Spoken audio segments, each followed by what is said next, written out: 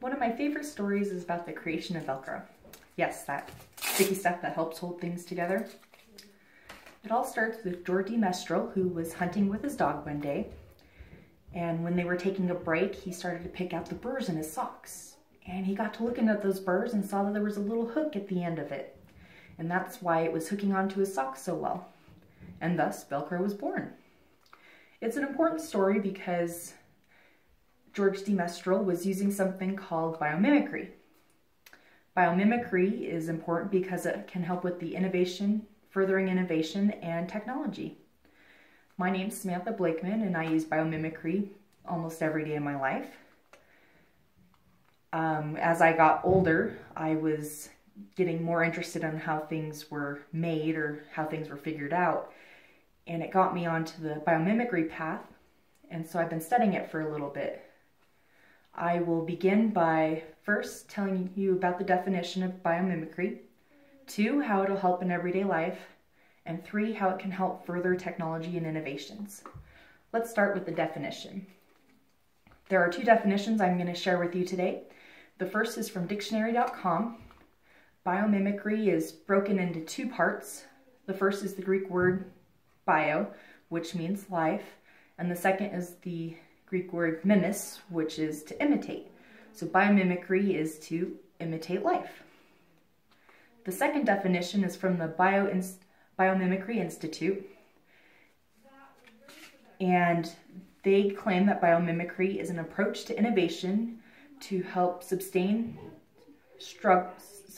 find sustainable solutions for human struggles by copying patterns and structures in nature. Kind of a fun definition. And we've been using biomimicry even before we even termed it that way. One of the most famous people that have used this is Leonardo da Vinci. He would observe nature and make notes on it. Like some of his flying machines, he kind of watched how a bird would fly and he wrote it down in his notes. The Wright brothers were able to put this into action and actually make a plane fly, and it helped them to watch how pigeons soared and flew through the air.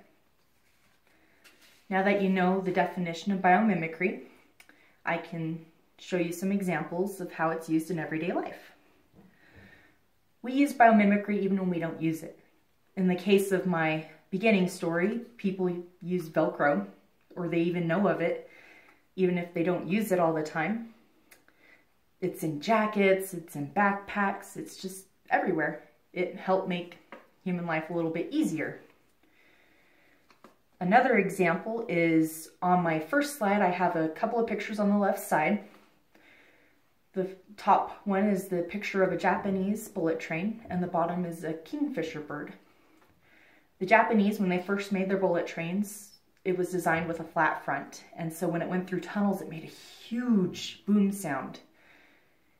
And this sound caused structural damages. It was just loud. And so they kind of looked towards nature to figure out how to fix this problem, where they observed the kingfisher bird. This bird, its pointed beak makes it so when it dives in the water to catch fish, it hardly makes a sound. And so when they implemented that design into the bullet train, it made the train more faster, it made it more efficient, and it also got rid of the noise. The second part of my first slide is a termite mound. And termites, when they build their mounds, they have little air pockets that help the flow of air go through, where it makes the cooler air flow down and the hotter air go through the top. Keeps it nice and cool in their little homes. An engineering company called ARUP designed a building based on the termite mounds that has cut back energy 10% of air conditioning costs. Keeps the building nice and cool. Finally, I would like to show you how biomimicry can help further technology and innovations. Biomimicry can help in many fields. It can help in health, engineering, businesses, just to name a few.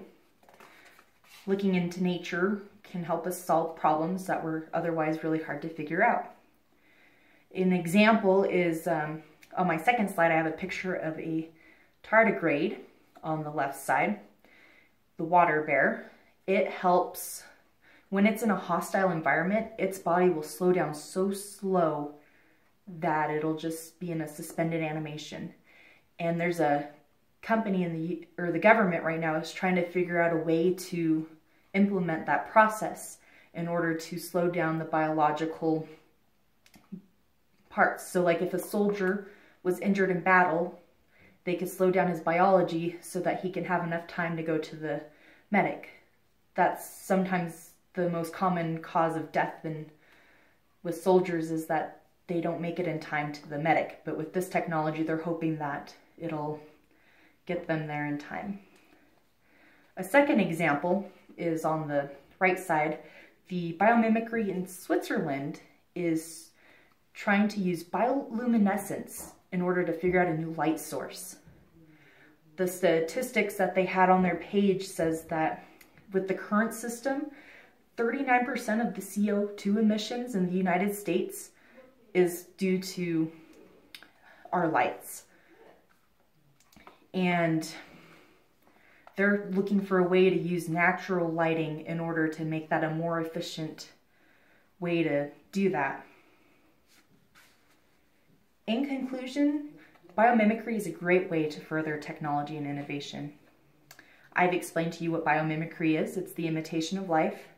I've given you everyday examples with Velcro, the bullet train, cooling buildings, and then I've given you a few examples of how they're going to try to further technology with the slowing down biology and with trying to make a new light source. There are many facets of this that we don't even know yet, and hope we get to see what comes of it.